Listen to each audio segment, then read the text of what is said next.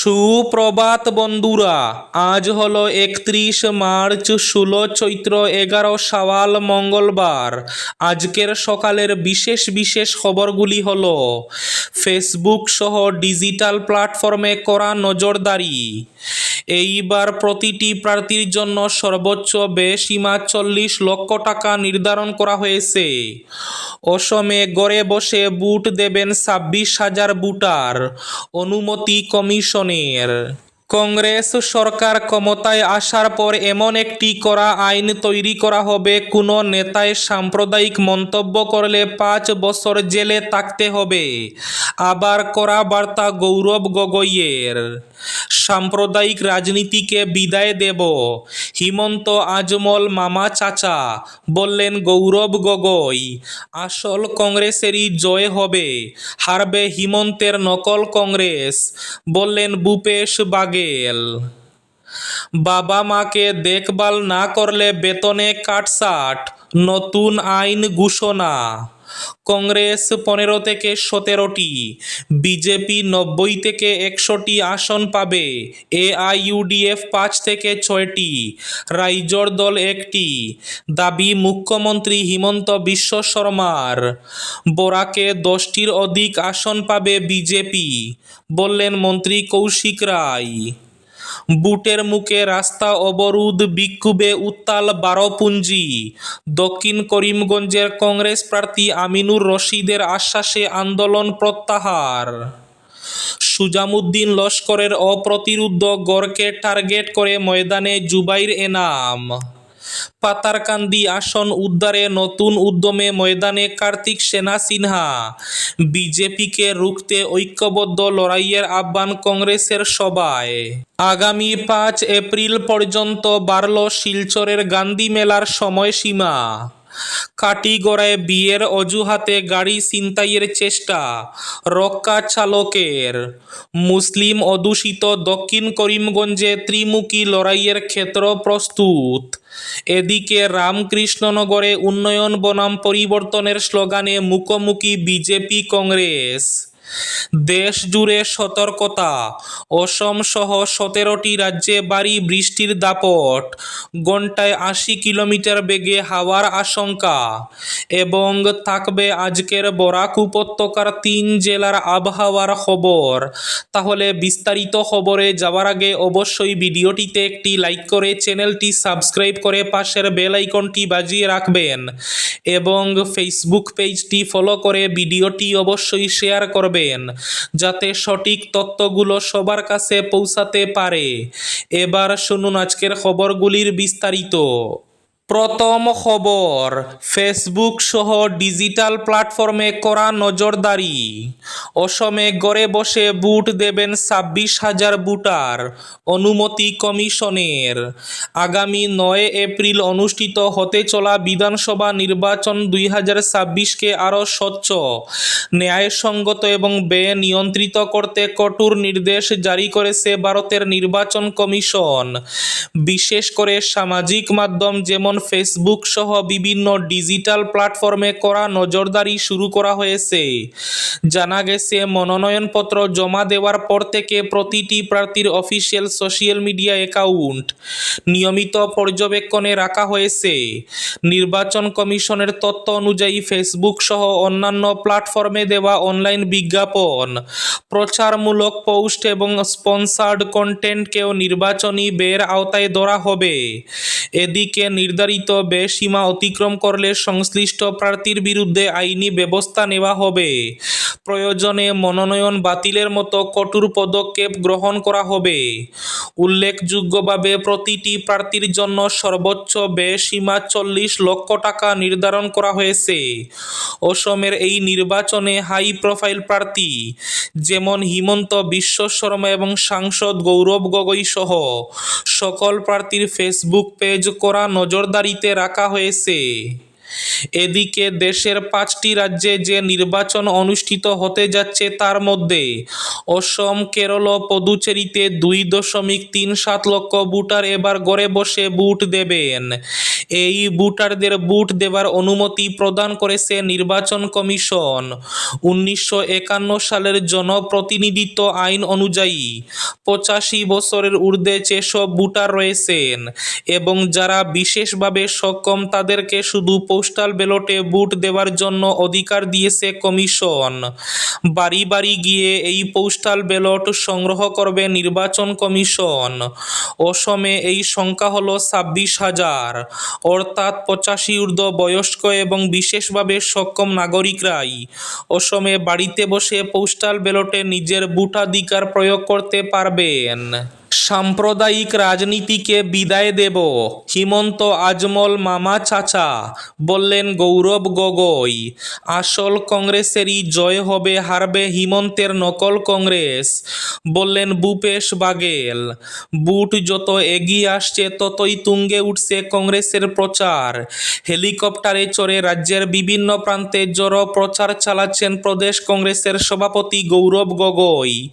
সোমবার দুপুরে তিনি মানকাচর কেন্দ্রে এবং বিকেলে দিশপুর কেন্দ্রে ভোটের প্রচার চালান।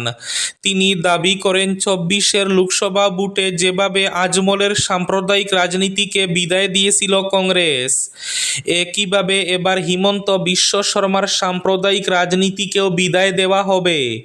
সোমবার দুপুরে মানকাচর কেন্দ্রের কংগ্রেস প্রার্থী মহিবুর রহমানের পক্ষে প্রচার চালিয়ে মুখ্যমন্ত্রীকে তোপ দাগেন তিনি। গৌরব গগৈ বলেন, হিমন্ত বিশ্ব শর্মা এবং বদরুদ্দিন আজমল হলেন মামা চাচা। কাটিগড়ায় বিয়ের অজুহাতে গাড়ি ছিনতাইয়ের চেষ্টা, রক্ষা চালকের। বোলেরো গাড়ি ভাড়া করে নির্জন এলাকায় সুযোগ বুঝে চালককে মারধর করে গাড়ি ছিনতাইয়ের অপচেষ্টা ভেস্তে গেল। গোটা ঘটনা এতই সুপরিকল্পিত ছিল যে এতে গাড়ি চোর চক্রের সক্রিয় থাকার ইঙ্গিত পাচ্ছে পুলিশ। ইতিমধ্যে 2 অভিযুক্তকে গ্রেফতার করা হলেও তদন্ত যত এগোচ্ছে ততই ঘটনার নেপথ্যে আরও বড় চক্র জড়িত থাকার সম্ভাবনা জোরালো হচ্ছে। জানা গেছে, কাটিগড়া কেন্দ্রের বুরুঙ্গা 3য় খণ্ডের বাসিন্দা আবু তালিব লস্কর পেশায় গাড়ি চালক। তার কাছ থেকে বিয়েতে যাওয়ার অজুহাত দেখিয়ে চালকের পরিচিত 5 গ্রাম বাগমারার আব্দুল মজিদ নামের এক যুবকের AS11 AG 8979 নম্বরের বোলেরো গাড়ি ভাড়া নেওয়া হয়। প্রাথমিকভাবে সবকিছু স্বাভাবিক মনে হলেও পরিকল্পনা মেনে গাড়িটিকে ধাপে ধাপে হাইলাকান্দি জেলার বকরিহর অঞ্চলের এক নির্জন এলাকায় নিয়ে যাওয়া হয়। সেখানে আরও 2 দুষ্কৃতী গাড়িতে চাপে। তদন্তকারী অফিসারদের মতে ওই এলাকায় পৌঁছালে চালককে মারধর করে গাড়ি নিয়ে খুব সহজে পালিয়ে যাওয়ার ফন্দি ছিল দুষ্কৃতীদের। তাই নির্জন এলাকায় পৌঁছানোর পরই দুষ্কৃতীরা আচমকা চালকের উপর চড়াও হয়। প্রথমে তাকে শারীরিকভাবে আঘাত করা হয়, পরে হাত ও মুখ গামছা দিয়ে বেঁধে ফেলা হয়। এরপর তাকে এক বাড়িতে নিয়ে গিয়ে আটকে রেখে নির্মমভাবে প্রহার করা হয়। চালকের ধারণা তাকে মৃত্যুর মুখে ঠেলে দিয়ে গাড়ি নিয়ে চম্পট দেওয়ার ফন্দিতে ছিল অভিযুক্তরা। ঘটনার মোড় ঘুরে যায় চালকের উপস্থিত বুদ্ধিতে। কোনোভাবে তিনি হাতের বাঁধন খুলে চিৎকার শুরু করলে আশেপাশের গ্রামবাসীরা দ্রুত ঘটনাস্থলে পৌঁছে যান। গ্রামবাসীদের সক্রিয়তায় দুষ্কৃতীদের পরিকল্পনা ভেস্তে যায়। স্থানীয়দের কাছ থেকে খবর পেয়ে কাটাখাল পুলিশ ফাঁড়ির বাহিনী দ্রুত পৌঁছে আহত চালককে উদ্ধার করে এবং এলাকা ঘিরে তল্লাশি শুরু করে। ঘটনার পর চালক আবু তালিব লিখিত এজাহার দায়ের করেন, যার ভিত্তিতে 5 গ্রাম থানায় মামলা রুজু হয়। তদন্তভার গ্রহণ করেন কাটাখাল পুলিশ ফাঁড়ির ইনচার্জ SI দীপাল চন্দ্র। তদন্তে নেমে পুলিশ একাধিক গুরুত্বপূর্ণ সূত্র হাতে পায়। অভিযান চালিয়ে পুলিশ বকরিহর 2য় খণ্ডের বাসিন্দা লিটন দাস এবং 5 গ্রাম নিউ মার্কেট এলাকার হাসান আহমেদকে গ্রেফতার করে। বাবা মায়ের দেখভাল না করলে বেতনে কাটছাঁট, নতুন আইন তেলেঙ্গানায়। বয়স্ক বাবা মায়ের প্রতি অবহেলা ঠেকাতে কড়া পদক্ষেপ নিল তেলেঙ্গানা সরকার। সোমবার বিধানসভায় পাশ হল প্যারেন্টাল কেয়ার এমপ্লয়িজ রেসপন্সিবিলিটি বিল, যার মাধ্যমে কর্মরত সন্তানদের উপর অভিভাবকদের দেখভালের দায় আইনিভাবে বাধ্যতামূলক করা হলো। এই বিলটি উত্থাপন করেন মুখ্যমন্ত্রী রেবন্ত রেড্ডি। তার বক্তব্য, সমাজে পারিবারিক মূল্যবোধের পরিবর্তনের ফলে বহু প্রবীণ বাবা মা অবহেলার শিকার হচ্ছেন। সেই বাস্তবতা মাথায় রেখে এই আইন আনা হয়েছে, যাতে সন্তানদের দায়িত্ববোধ আরও স্পষ্ট হয়।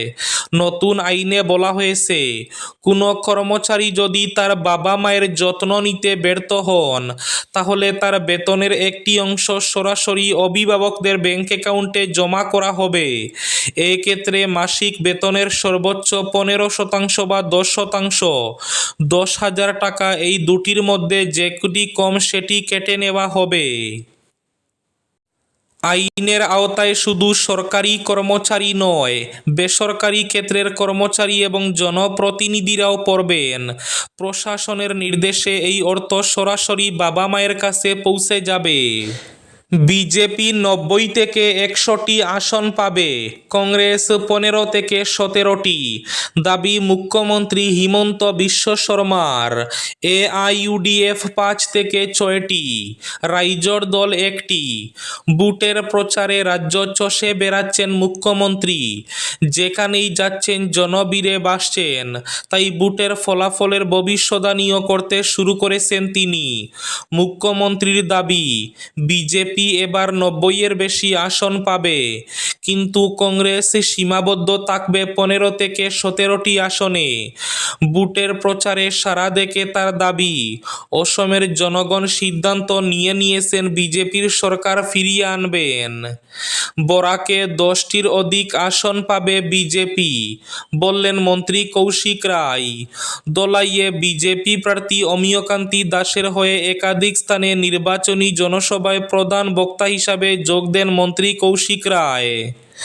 ওই সমাবেশে প্রার্থী অমিয়কান্তি দাসের পক্ষে জোর প্রচার চালান মন্ত্রী কৌশিক রায়।